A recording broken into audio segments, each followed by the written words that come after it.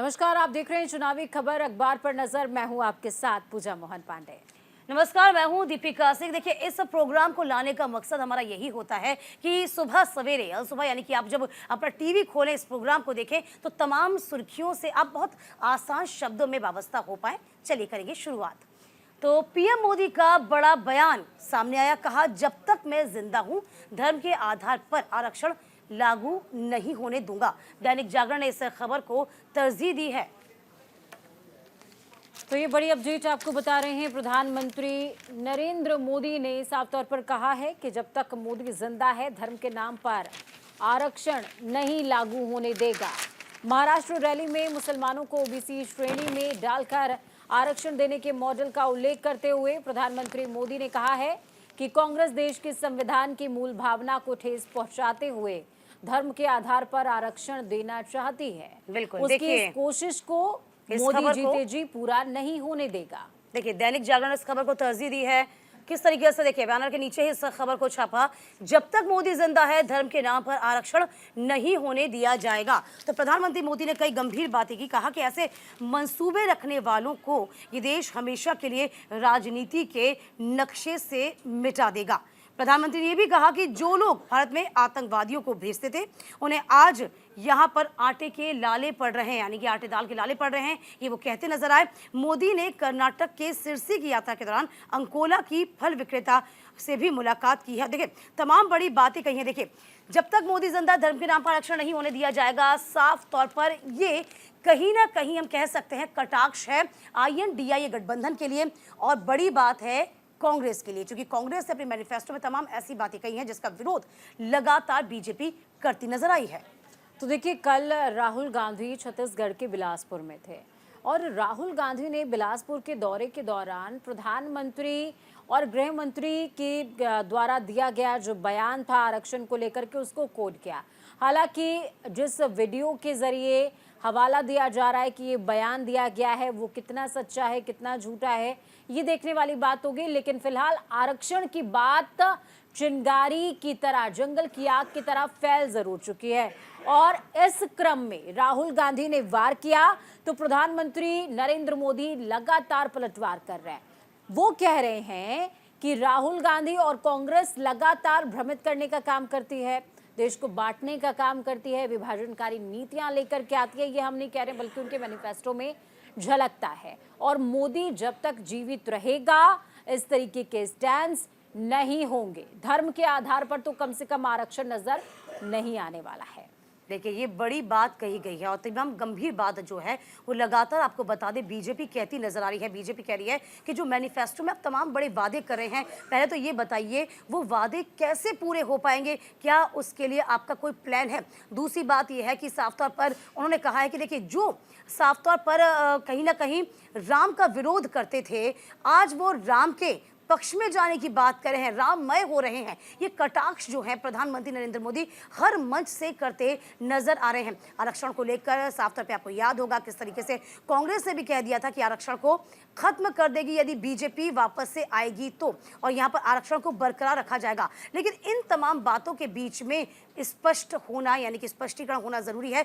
जनता के बीच एक fair message जाना बहुत जरूरी है, क्योंकि साफ तौर पर बीजेपी का अपनी मान्यता है, कांग्रेस की अपना कहना है कि यहाँ पर आरक्षण को खत्म कर दिया जाएगा या तमाम ऐसी योजनाएं जो अहितकारी हैं उन योजनाओं को वापस से लागू कर दिया जाएगा बीजेपी के द्वारा जब वह वापस से शासन में या सत्ता में आएगी। इसीलिए INDIA गठबंधन को वोट दिया जाए, ये कम से कम कांग्रेस का फिलहाल कहना है।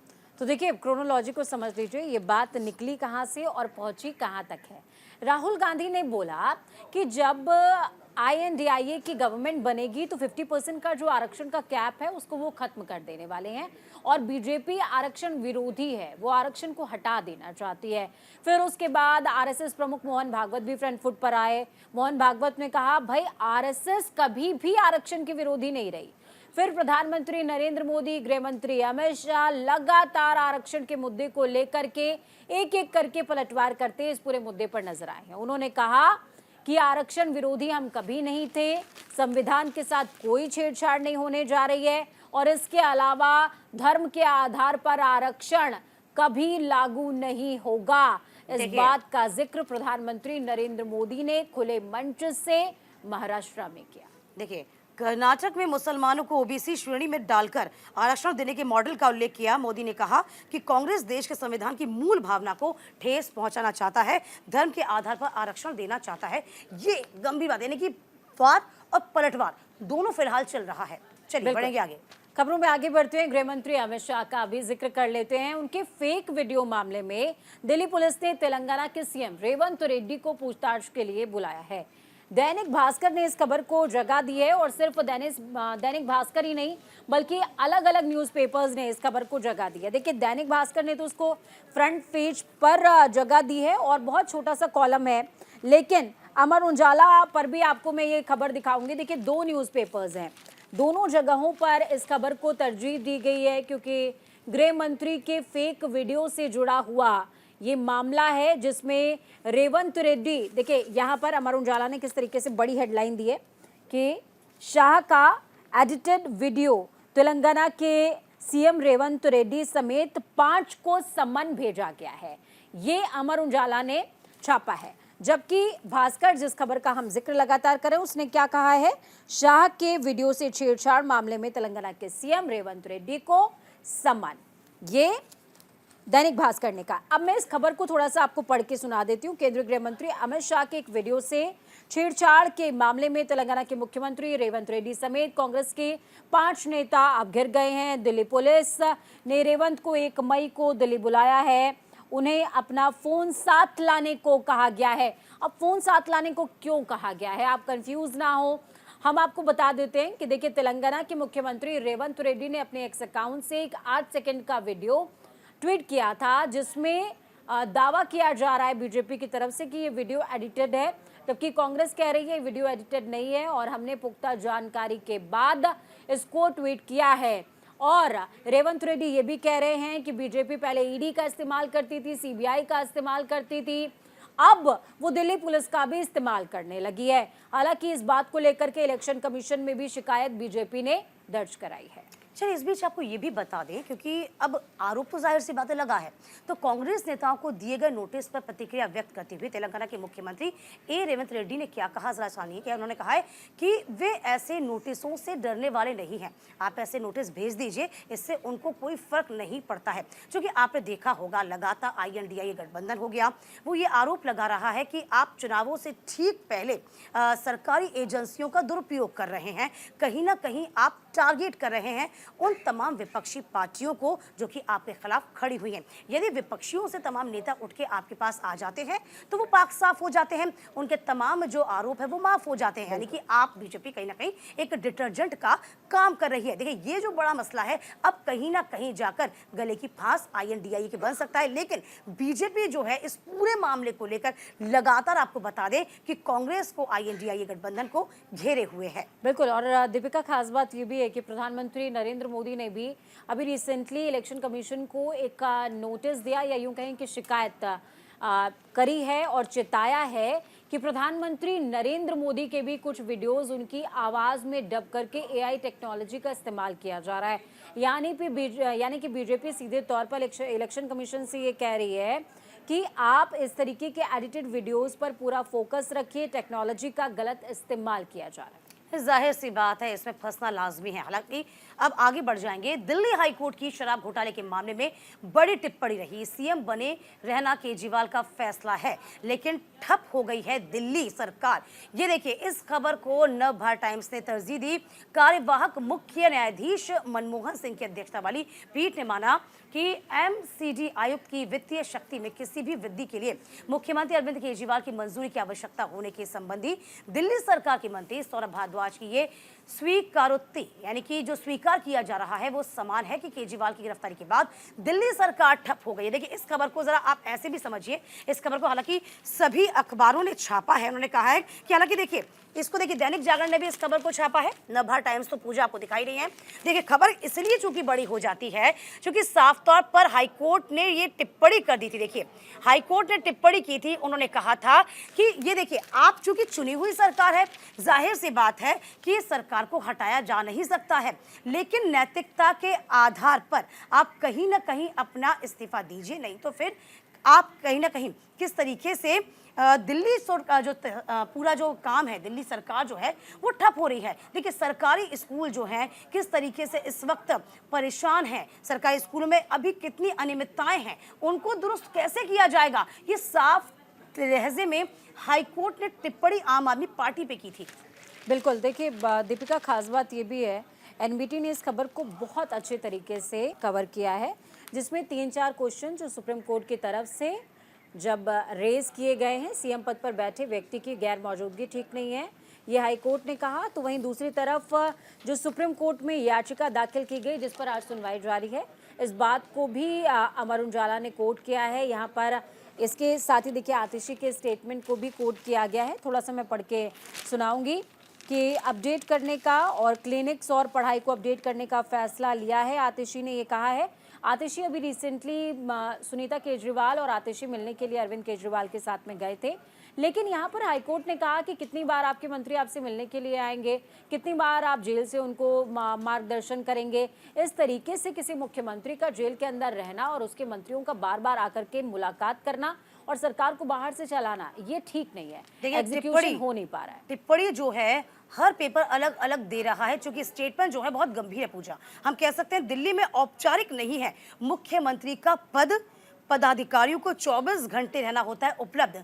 यहाँ पर कहीं ना कहीं हाईकोर्ट ये कह रहा है, देखिए चूंकि चुनी हुई सरकार है आम आदमी पार्टी की, ये अच्छी बात है, तय बात है कि आपको हटाया नहीं जा सकता, लेकिन नैतिकता के आधार पर क्या आपको सत्ता से इतना प्रेम है कि आपने लोगों की जो ज़रूरतें हैं उनको भी दरकिनार कर दिया। दिल्ली की जनता, दिल्ली के बाशिंदे इस वक्त चाहे किसी भी मामले में हो, चाहे आप देखिए जल का मामला हो, वहाँ पर किस तरीके से जूझ रहे हैं। यहाँ पर अब चूंकि स्कूल खुल गए, नया सेशन शुरू हो गया है, उनको किताबें नहीं हैं, उनके लिए सीट्स नहीं है, चेयर्स नहीं है, टेबल कुर्सी नहीं है, और इसी के साथ साथ उनके रहने की यानी कि प्रॉपर इंफ्रास्ट्रक्चर नहीं हो पा रहा। इसकी जवाबदेही कौन तय करेगा? ये हाईकोर्ट ने पहली बार नहीं दूसरी बार टिप्पणी की है। उन्होंने कहा है कि आप बने रहिए, लेकिन आपको बने रहने के अधिकार के साथ साथ आप में नैतिकता भी होनी चाहिए। बिल्कुल, यहाँ पर हाईकोर्ट की सख्ती और एक जो बयान है उनका मैं कोट करूंगी। गिरफ्तारी के बावजूद सीएम केजरीवाल पद पर बने रहना उनका निजी फैसला है, पर राष्ट्रहित जनहित दोनों की मांग है कि इस पद पर बैठा व्यक्ति अनिश्चितकाल के लिए गैर मौजूद ना रहे। उन्होंने कहा है कि आप एक पब्लिक सर्वेंट हैं, आप पब्लिक फिगर हैं, और अगर आप पब्लिक फिगर हैं, पब्लिक सर्वेंट हैं, तो आपको उनके बीच में 24/7 रहना चाहिए। ये आपकी ड्यूटी है। आप पद पर बने रहना चाहते हैं, डिसीजन इज योर्स, लेकिन फिर भी जो आपकी जिम्मेदारी है उसको प्लीज समझिए। खबरों में आगे बढ़ते हैं, अमित शाह की खबर है, बयान है, उसका भी जिक्र कर लेते हैं। उन्होंने कहा कि देश को मजबूर नहीं, मजबूत नेता चाहिए। अमर उजाला ने इस खबर को कोट किया है। बिहार दौरे के दौरान केंद्रीय गृह और सहकारिता मंत्री अमित शाह ने आरोपों की बौछार की है। तो फिलहाल आपको बता दें, उन्होंने कहा है किस तरीके से देश को मजबूर नहीं मजबूत नेता चाहिए। कहा कि 30 साल तक देश की ने अस्थिरता को देखा है, अब अस्थिरता नहीं चाहिए, 370 वापस नहीं लिया जा सकता। ये तमाम जो बड़ी बातें हैं वो अमित शाह कहते नजर आए हैं। देखिए अमर उजाला ने इस खबर को कोट किया है, ये खबर मैं आपको दिखा दूं। देश को मजबूर नहीं बल्कि मजबूत नेता चाहिए जो बड़े फैसले ले सके। ये देखिए यहाँ पर इस खबर को कोट किया गया है, जिसकी हेडलाइन भी आप देख पाएंगे। अब खास बात क्या है, इस खबर को मैं थोड़ा सा पढ़ के आपको सुना दूं। झांझरपुर बेगूसराय में जब मुख्यमंत्री माफ कीजिएगा गृह मंत्री अमित शाह रैली कर रहे थे, इस दौरान उन्होंने विपक्षी इंडी गठबंधन के पास प्रधानमंत्री पद का कोई चेहरा ही नहीं है, इस बात को कोट किया। अगर गलती से भी इंडी गठबंधन जीत जाता है तो इनके शीर्ष नेता प्रधानमंत्री पद के लिए आपस में ही लड़ पड़ेंगे, इस बात को उन्होंने कोट किया। उन्होंने कहा कि 30 साल तक देश ने अस्थिरता देखी है, बीते 10 सालों में पीएम मोदी के नेतृत्व में देश आगे बढ़ा। देश को मजबूर नहीं बल्कि मजबूत नेता चाहिए, एक ऐसा नेता जो कि मजबूत और ताकतवर फैसले आपके लिए ले सके। बिल्कुल, इसके साथ साथ जरा समझिए, अमित शाह कह रहे हैं कि यदि हम वापस से सत्ता में नहीं आते तो कहीं ना कहीं ऐसा ना हो कि जो कांग्रेस के शासन में न सिर्फ देश में बल्कि आपने देश के बाहर जो स्थिति भारत की देखी थी, जो अस्थिरता का माहौल था, जिस तरीके से विश्वास लोगों का नहीं था, ना सिर्फ देशवासियों का नहीं था बल्कि और तमाम जो विदेशी हैं, यानी कहते हैं कि दूसरे राष्ट्र हैं, उनका विश्वास देश पे नहीं था, उस विश्वास को भी आप खो देंगे। 370 का जिक्र उन्होंने एक बार फिर से किया कि 370 को हटना बहुत लाजमी था, क्योंकि जम्मू कश्मीर को मुख्य धारा से जोड़ना था। ये काम कभी भी कांग्रेस ने नहीं किया। जम्मू कश्मीर के बाशिंदों को किस तरीके से दरकिनार कर दिया गया। हमारा लक्ष्य था कि जम्मू कश्मीर को शामिल किया जाए, आतंकवाद को किस तरीके से खत्म किया जाए। ये एक एक बातें आप देखिए किस तरीके से अमित शाह हो गए, राजनाथ सिंह हो गए, सीएम योगी आदित्यनाथ हो गए, ये तमाम जो फायर ब्रांड नेता हैं अपनी एक एक बातों को गिनाते हुए नजर आए हैं। साफ तौर पे कहा, जब कांग्रेस का शासन था तब कहीं ना कहीं मजबूरी जो है वो घेरी हुई थी। मनमोहन सिंह का जिक्र इशारों इशारों में किया कि वो मजबूर थे, लेकिन यहाँ पर मजबूत सरकार चाहिए, प्रधानमंत्री नरेंद्र मोदी जैसा चेहरा चाहिए जो स्टैंड ले सके देश के लिए। बिल्कुल, एक बहुत अच्छी बात यहाँ पर थोड़ा सा आप इसको हल्के फुल्के अंदाज में भी ले सकते हैं, और उसी अंदाज में मेरे ख्याल में अमित शाह ने इस बात को कोट भी किया था। मैं थोड़ा सा आपको पढ़ के सुना देती हूँ कि भगवान न करे इंडी गठबंधन की सरकार आई तो क्या होगा। ये कह रहे हैं कि एक एक साल हम प्रधानमंत्री पद को बांट लेंगे, एक साल शरद पवार, एक साल लालू, एक साल ममता, एक साल स्टालिन, और कुछ समय बचेगा तो राहुल बाबा बनेंगे देश के प्रधानमंत्री। ऐसे देश कैसे चल सकता है, ये गृह मंत्री अमित शाह ने कोट किया है। यानी कि उन्होंने जो असंतुलन है गठबंधन के अंदर उसको दिखाने की कोशिश करी। झांझरपुर में जब वो रैली कर रहे थे उस दौरान उन्होंने कहा कि अगर इनकी गवर्नमेंट बन भी जाती है बिल्कुल, तो देखिए करेंगे क्या। हाँ, जो टिप्पणियां जो आप बता रही हैं, ठीक टिप्पणी। देखिए, एक पेपर आपने दिखाया, एक पेपर मैं दिखा रही हूँ, सभी जगह ऐसी टिप्पणी की गई है। और इसको लेकर किस तरीके से साफ तौर पर कहा गया है कि देखिए, जिस तरीके से पूजा भी आपको बताई थी, कटाक्ष कर रहे हैं, कटाक्ष करते करते साफ तौर पर ये कहते नजर आए हैं। देखिए, चूंकि अभी तक आपका डिसाइड ही नहीं हो पाया। देखिए, 30 चरण का मतदान हो गया। प्रमुख सीटों की हम बात कर लेते हैं, उत्तर प्रदेश के चलिए उठा के जिक्र कर लेते हैं, जिसमें अमेठी हो गया, रायबरेली जैसी की 2 सीटें हो गई, जो कि खुद ही गांधी परिवार की पारंपरिक सीट रही है। उसी पे ही आप अभी तक में प्रत्याशी घोषित नहीं कर पाए। इसी को लेकर तमाम कटाक्ष कर रही है बीजेपी के तमाम बड़े नेता। बीजेपी ये कह रही है कि पहले आपका विजन क्लियर करिए, आपका कहना क्या है, आप कहना क्या चाहते हैं, मैसेज क्या कन्वे करना चाहते हैं, पहले आप समझिए। उसके बाद ये भी समझिए कि आप इतना बड़ा जो आपने गठबंधन तैयार किया गया है, आप खुद ही एक मत नहीं है, तो जनता के बीच आप क्या मैसेज लेके जा रहे हैं। बिल्कुल, और दोनों की कार्यशैली में बहुत डिफरेंस भी दीपिका नजर आता है, क्योंकि बीजेपी 2047 तक का प्लान लेकर के, रोड मैप लेकर के जनता के सामने आ रही है, और उनका जो मैनिफेस्टो है वो 2047 तक का जिक्र करता है। लेकिन कांग्रेस तमाम जो करंट मुद्दे हैं, चाहे वो बेरोजगारी हो गया या फिर वो ऐसे करंट मुद्दे, महंगाई हो गई, बेरोजगारी हो गया, किसानों के साथ न्याय हो गया, महिलाओं को न्याय, शिक्षा, इन तमाम मुद्दों की वो बात। लेकिन आप ये देखिए ना पूजा, किस तरीके से हालांकि कांग्रेस अपने मैनिफेस्टो में तमाम बातों को रख रही है, लेकिन एक एक करके बीजेपी के तमाम बड़े नेता मंच से उन्हीं बातों को लेकर, उन्हीं योजनाओं को लेकर या तो उनको रिन्यू करने की बात कर रहे हैं या फिर उसमें बदलाव की बात कर रहे हैं। यानी कि कटाक्ष जो है, वो काट जो है वो बीजेपी के पास पूरी तरीके से मौजूद है, और यही INDIA गठबंधन को फिलहाल समझना पड़ेगा। यही राजनीति होती है, समझने वाली बात है।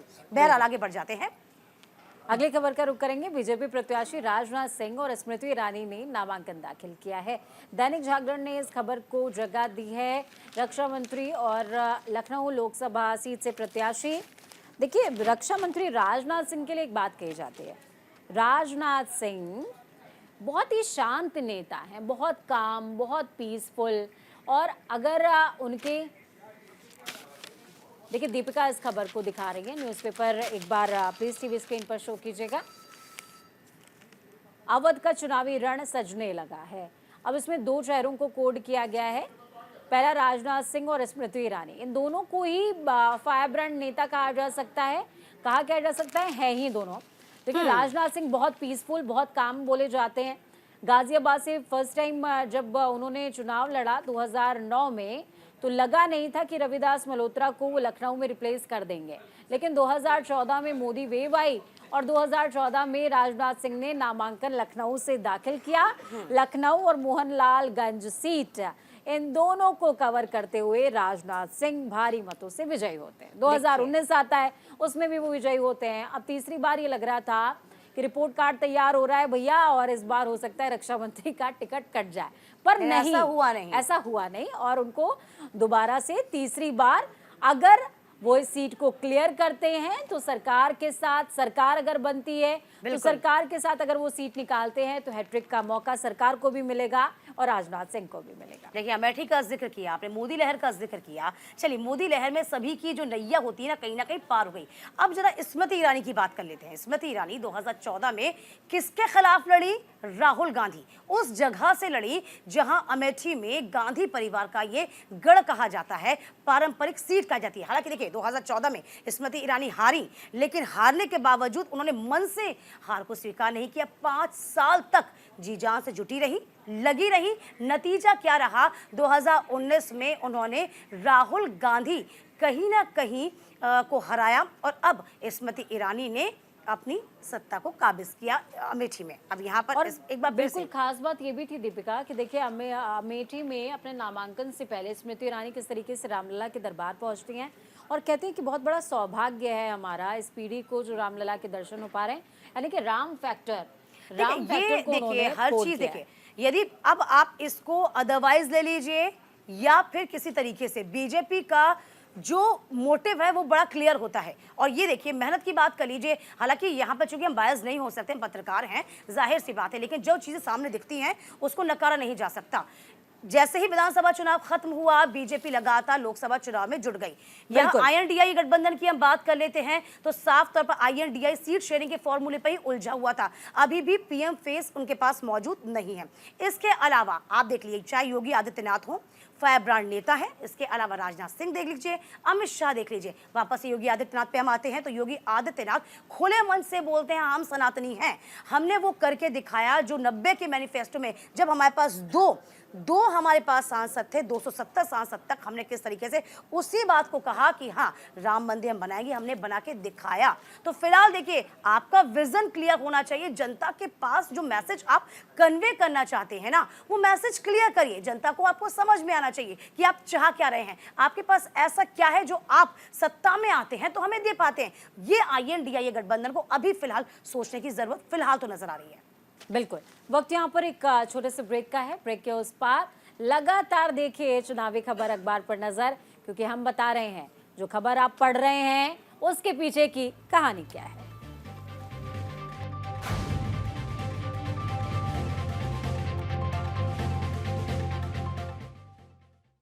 चलिए, स्वागत है आपका। ब्रेक के बाद आप देख रहे हैं चुनावी खबर अखबार पर नजर। चलिए बड़े आगे, कांग्रेस नेता राहुल गांधी का बड़ा बयान आया। कहा सरकार बनने पर जाति और आर्थिक सर्वेक्षण कराया जाएगा।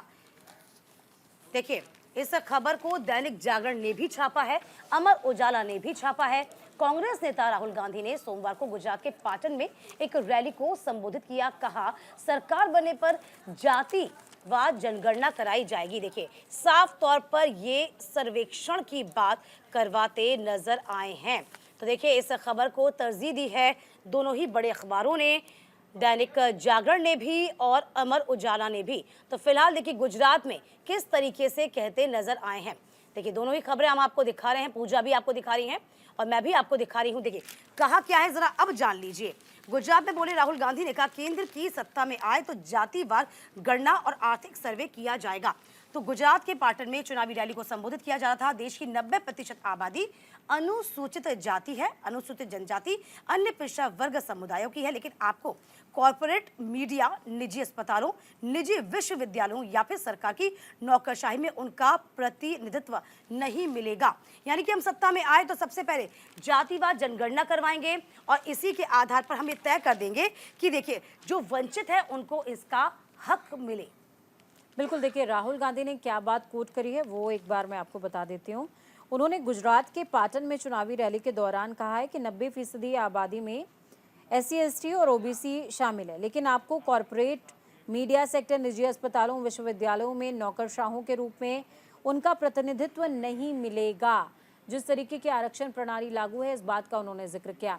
दूसरी तरफ प्रधानमंत्री नरेंद्र मोदी ने, जब हम आपको पहली खबर बता रहे थे तो हमने आपको बताया था प्रधानमंत्री नरेंद्र मोदी ने किस तरीके से कोड किया है कि धर्म के आधार पर आरक्षण उनके जीवित रहते लागू नहीं होगा।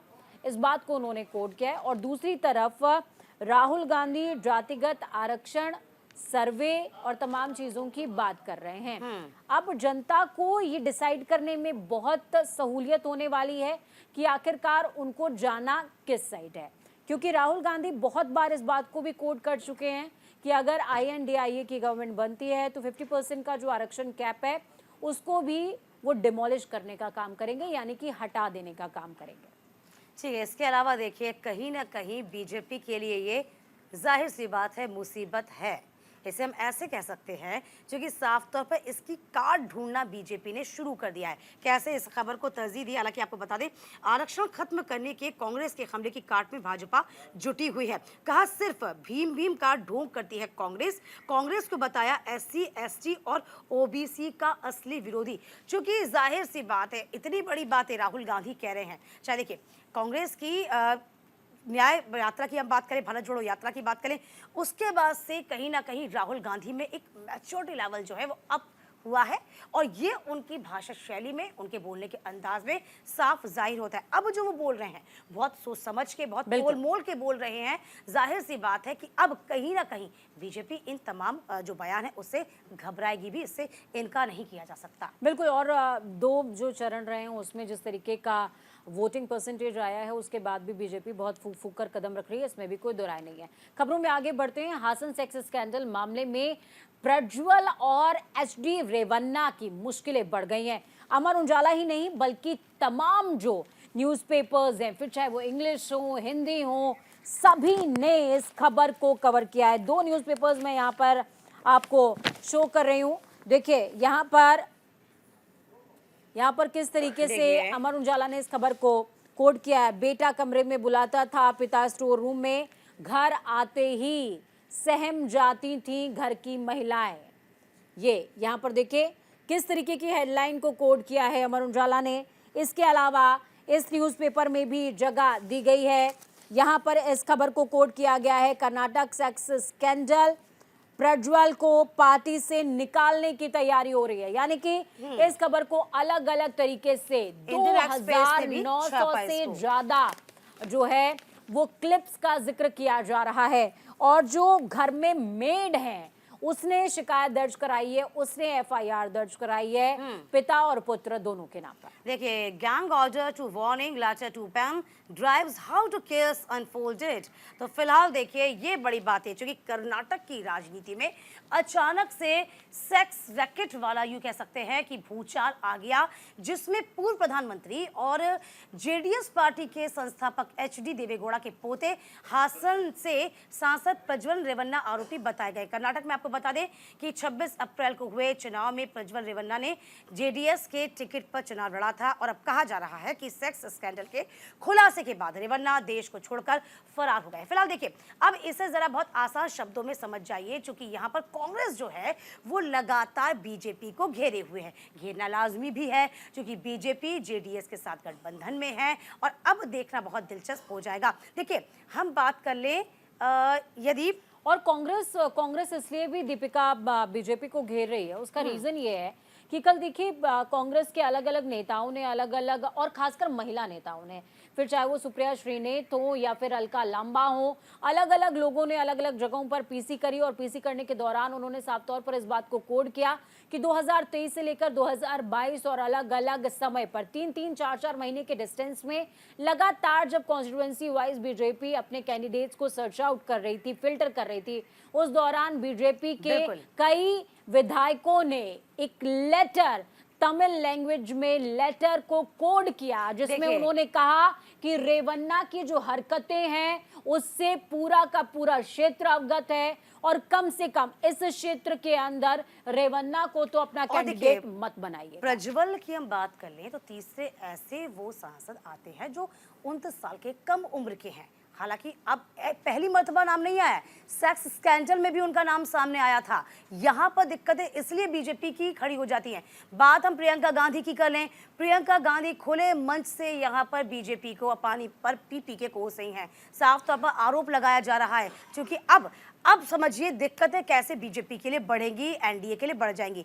एक तो आपने लक्ष्य बहुत ऊंचा निर्धारित कर रखा है, जाहिर सी बात है, इससे इनकार नहीं है कि हिंदी बेल्ट में कहीं ना कहीं बीजेपी का वर्चस्व बहुत शानदार है, बहुत अच्छा है। लेकिन जैसे जैसे जो मेहनत आप कहीं ना कहीं साउथ के लिए करते जा रहे हैं, उस पे से जब कर्नाटक जैसा ऐसा स्कैंडल का भूत सामने आ जाएगा तो आप यकीन मानिए क्या जनता के बीच आप विश्वास पैदा कर पाएंगे। और यही बड़ी बातें हैं जो कांग्रेस जो खुले मंच से उठा रही है।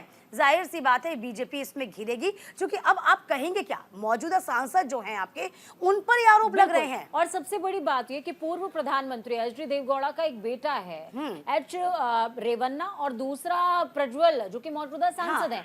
खास बात ये भी कि जब आप बंगाल के संदेश खाली इंसिडेंट को आप कोड करते हैं और उसके बाद कांग्रेस लगातार मणिपुर इंसिडेंट को कोड करती आ रही है, और ऐसे में जेडीएस जो कि आपकी अलायंस पार्टी है, मंच से उसको एक तस्वीर मिल जाती है जिसमें प्रधानमंत्री नरेंद्र मोदी खड़े हुए हैं मंच पर और प्रज्वल रेवन्ना वहां पर मौजूद हैं। वो मंच पर बकायदे हाथ जोड़ रहे हैं, प्रधानमंत्री जनता से अपील कर रहे हैं। शायद उनको पता भी नहीं होगा कि प्रज्वल रेवन्ना बहुत मजेदार है खड़े हुए हैं।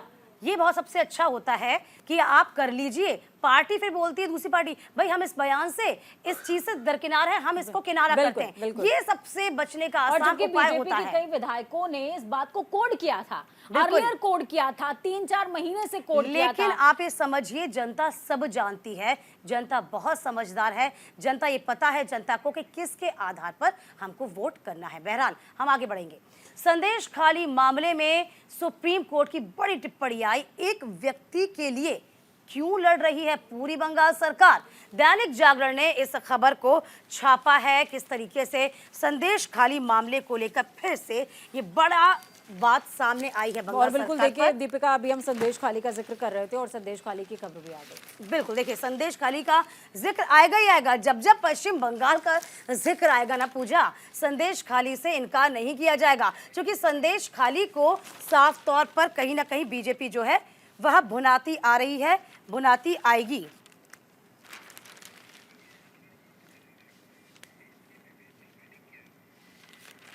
तो देखिए बेहद खास है ये खबर, क्योंकि बंगाल सरकार निजी व्यक्ति की ओर से कैसे पक्षकार बन गई, ये कोर्ट ने कहा है। और बहुत जायज़ सवाल इसमें पूछा है। बीजेपी लगातार इस बात को कोड करती चली आ रही है कि ममता सरकार एक पर्टिकुलर इंसान को बचाने के लिए तमाम चीज़ें कर रही है। वहाँ पर एनएसजी कमांडोज तक को जाना पड़ गया।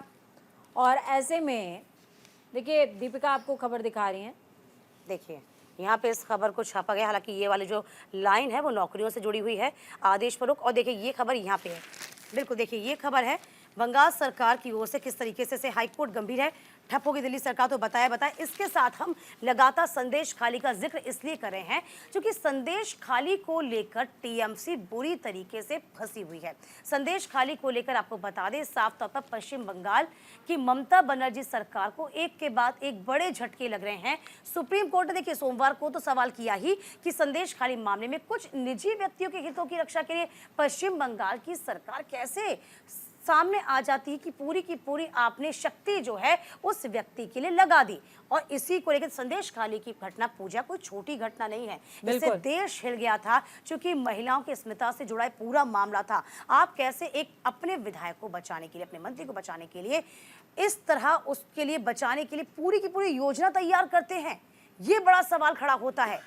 बिल्कुल देखिए, जिस तरीके से मणिपुर का पूरा केस सामने आया, उसके बाद संदेश खाली सामने आता है, फिर प्रज्वल रेवन्ना सामने आता है। अपने आप में बहुत सारे सवाल हैं जो कई सरकारों को, फिर चाहे वो बीजेपी हो, कांग्रेस हो या फिर ममता सरकार हो, सभी को अपनी तरफ से पूछना चाहिए कि एक पर्टिकुलर इंसान के लिए कोई गवर्नमेंट कैसे केस लड़ सकती है। मणिपुर के अंदर जो हुआ उसके लिए भी केस सेंट्रल गवर्नमेंट की तरफ से पक्षकार ने लड़ा था, उसमें भी सॉलिसिटर जनरल सामने आए थे।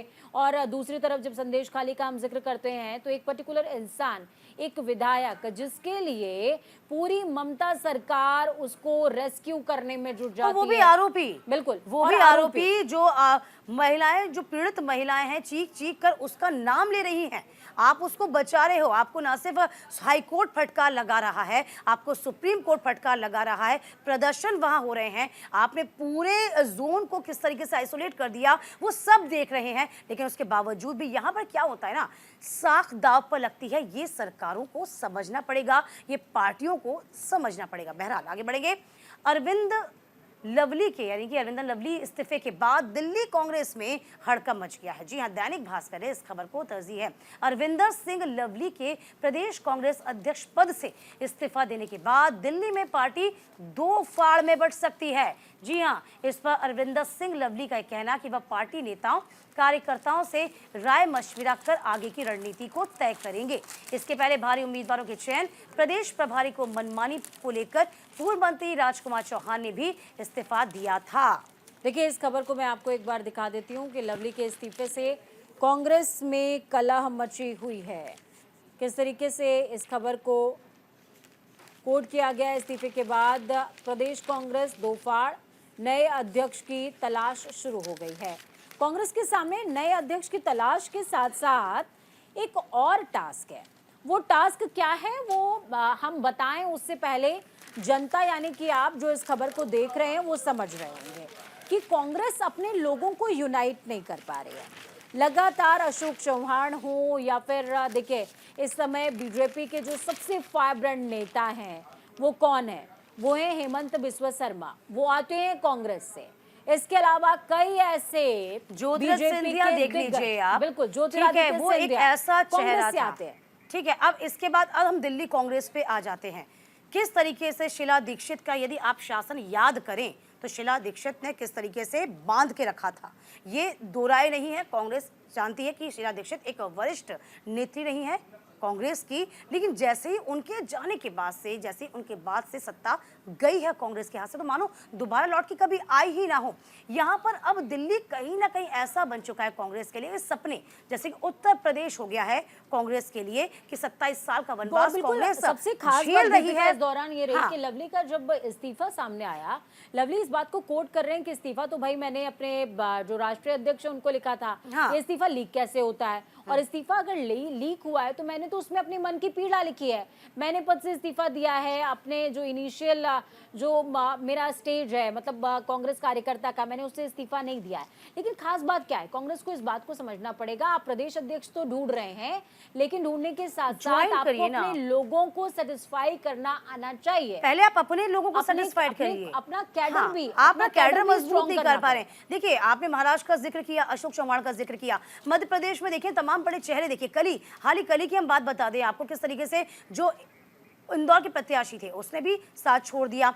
और इसके अलावा सुरेश पचौरी की हम बात करें, सुरेश पचौरी कद्दावर नेता में आते हैं मध्य प्रदेश में कांग्रेस के, उन्होंने साथ छोड़ दिया। तो आप देखिए एक के बाद एक किस तरीके से जो पत्ते हैं वो कांग्रेस के ढह रहे हैं, और कांग्रेस को सोचने की बहुत जरूरत है।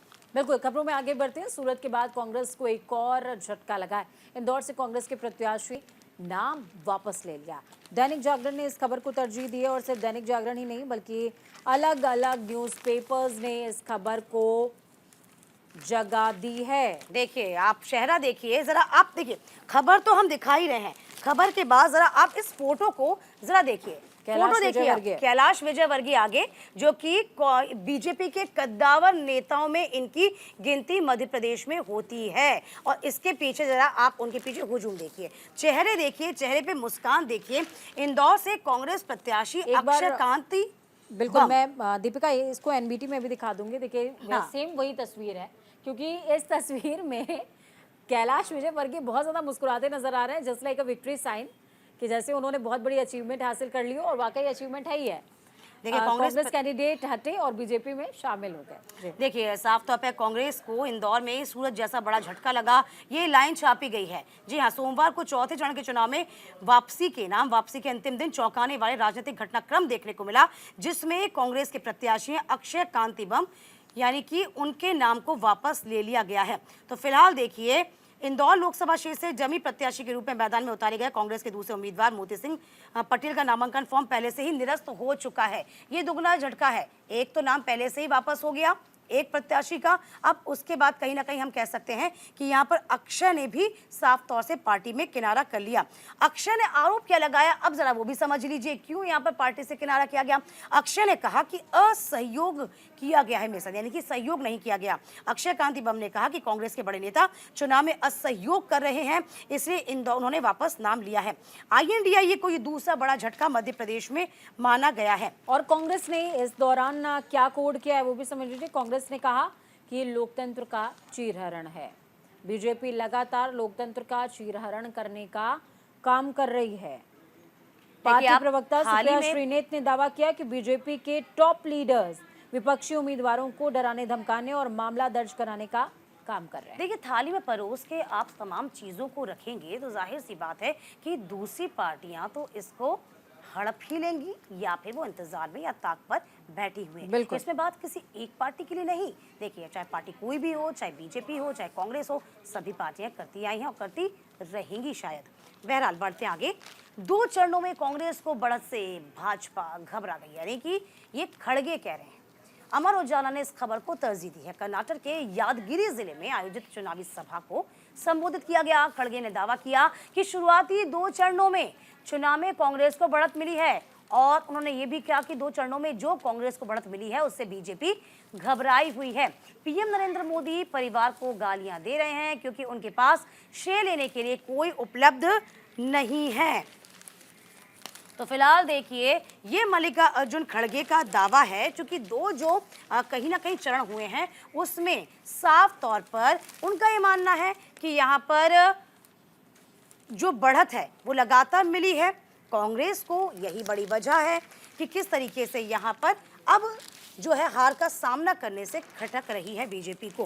फिलहाल देखिए, ये खबर मैं आपको दिखा देती हूँ। 2 चरणों में कांग्रेस को बढ़त से घबराई बीजेपी। हालांकि इस खबर को बहुत छोटे कॉलम में जगह दी गई है, लेकिन खबर कितने ही छोटे कॉलम में क्यों ना हो, लेकिन उसका इम्पैक्ट अगर बड़ा है तो वो हम आपको ज़रूर बताएंगे, क्योंकि आपको समझना पड़ेगा कि खबर का इम्पैक्ट क्या है।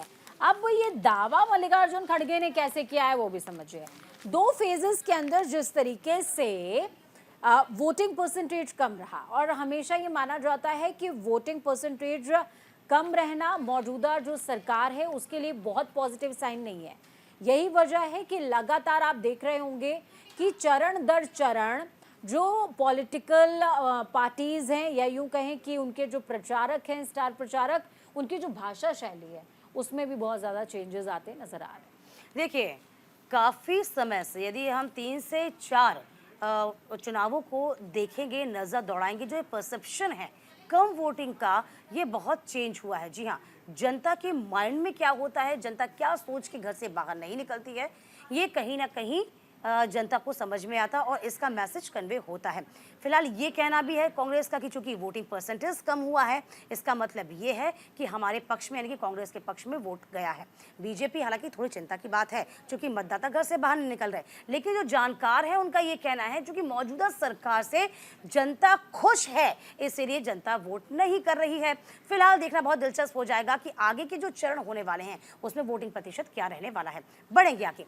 हेमंत सोरेन की गिरफ्तारी के मामले में सुप्रीम कोर्ट ने ईडी को नोटिस जारी किया है। द हिंदू ने इस खबर को जगह दी है। झारखंड के पूर्व मुख्यमंत्री हेमंत सोरेन की जमानत की याचिका पर सुप्रीम कोर्ट में सुनवाई हुई। इस दौरान कोर्ट ने ईडी को नोटिस जारी किया।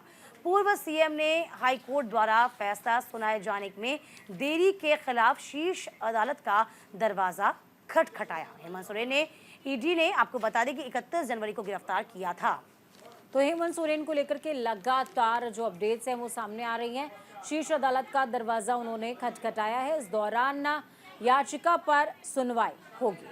देखिए, साफ तौर पर हम कह सकते हैं ये हेमंत सोरेन के लिए थोड़ी अच्छी खबर है, क्योंकि सुप्रीम कोर्ट ने साफ तौर पर ईडी को ही नोटिस जारी कर दिया। जी हाँ, ईडी से पूछा है आपने गिरफ्तारी तो बहुत पहले कर ली थी, अब जरा ये बताइए यदि वो आरोपी हैं तो साफ तौर पर आप उनके खिलाफ सबूत क्यों नहीं रख पा रहे हैं। ये नोटिस जारी किया गया है और इसको लेकर ये जो खुशखबरी है, जो राहत की बात है, हेमंत सोरेन के लिए कुछ मामलों में हो सकती है, आपको याद बिल्कुल। होगा। और देखिए जिस तरीके से अरविंद केजरीवाल का मामला रहा दीपिका, यहाँ पर मैं उस बात को भी कोट करूंगी। अरविंद केजरीवाल के मामले में जब अभिषेक मनु सिंघवी से सवाल सुप्रीम कोर्ट कर रहा था कि आपने जो नीचे की अदालतें हैं उनमें आपने जमानत याचिका नहीं रखी क्या, और इस दौरान उन्होंने अभिषेक मनु सिंघवी ने कहा है कि भाई हम पीएमएलए कोर्ट में अगर जमानत की याचिका रखते भी तो उसमें जो जमानत के सर्कमस्टांसेस हैं वो बहुत हार्ड हैं और वहां पर जमानत मिलना बहुत आसान टास्क नहीं होता। तो कोर्ट ने वहां पर एक कोड किया है कि अगर जमानत होना वहां पर हार्ड है तो गिरफ्तारी भी हार्ड है।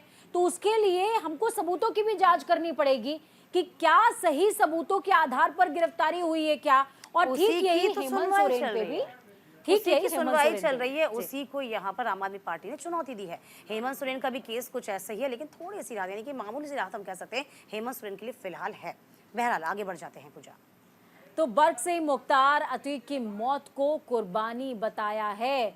अमर उजाला ने इस खबर को जगह दी है। सपा प्रत्याशी जियाउर रहमान बर्क ने अतीक और शहाबुद्दीन को आदर्श बताया है। देखिए ये बहुत बड़ी बात है। अब आप समझ लीजिए जरा, सपा प्रत्याशी हैं जिया और रहमान बर्क ने अतीक और शहाबुद्दीन को आदर्श ही बता डाला। बर्क और उनके 4-5 अज्ञात साथियों के खिलाफ प्राथमिकी दर्ज की गई है। आरोप है कि प्रत्याशी ने जनसभा में दुर्दांत अपराधियों को नायक की श्रेणी में खड़ा कर दिया। इससे क्षेत्र की शांति व्यवस्था को खतरा पैदा हो सकता है। रविवार को प्रत्याशी अपने अपने 4-5 साथियों के साथ में प्रचार प्रसार कर रहे थे, चुनावी सभा कर रहे थे। उस बीच बर्क ये बात कहते हुए नजर आए हैं। अब जरा समझिए, चूंकि एक तो वैसे ही समाजवादी पार्टी को थोड़ी मुश्किलें यहाँ पर जरूर पश्चिम उत्तर प्रदेश में खड़ी हो रही हैं, और उसके बाद इस तरह के जब बयानबाजी सामने आ जाएगी तो आप यकीन मानिए परेशानी कितनी बढ़ जाएगी। देखिए पूजा भी इस खबर को आपको दिखा रही हैं, लेकिन इससे पहले आपको याद होगा अखिलेश यादव जब घर पे जाने की बात सामने आई थी तब किस तरीके से बीजेपी ने उनको कटघरे में खड़ा किया था। अब यहाँ तो जनसभा में ही साफ तौर पे कहा जा रहा है। बिल्कुल। देखिए अब मैं इस खबर को थोड़ा सा पढ़ देती हूँ। यहाँ पर दीपिका, पूर्व सांसद डॉक्टर शफीकुर रहमान बर्क को भी आप भूले नहीं होंगे, जनसंख्या को लेकर के किस तरीके से वो बयान दिया करते थे और लगातार उनके एक्टिव मोड में बयान सामने आया करते थे। लेकिन अब जो उनकी जगह है वो उनके उसी सीट से प्रत्याशी जियाउर रहमान बर्क ने संभाल ली है। उन्होंने मुख्तार अंसारी और अतीक अहमद की मौत को कुर्बानी बता दिया है और इनकी कुर्बानी मत भूलना, भाजपा का सफाया करना है, इस बात को कोड किया है।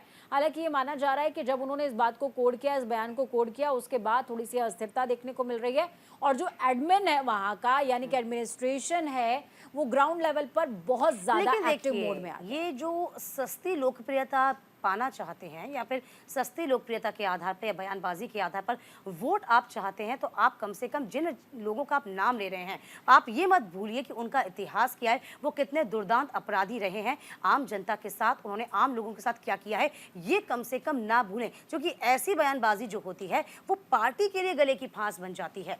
बिल्कुल, पार्टी के लिए गले की फांस बन जाती है और ऐसी फांस जिसको निगलना उगलना दोनों ही बहुत मुश्किल है। फिलहाल इस बुलेटिन में खबरों का सफर यहीं तक है। चुनावी खबर अखबार पर नजर हमारी लगातार बनी रहेगी। कल भी आपके सामने हाजिर होंगे चाय की चुस्कियों के साथ। खबर को करेंगे डिकोड, क्योंकि हम आपको बताएंगे जो खबर आप पढ़ रहे हैं आखिरकार उसके सियासी मायने क्या है। बिल्कुल, तो कल वापस से जरूर मिलिएगा 8 बजे, हम यहीं आपसे मुलाकात करेंगे।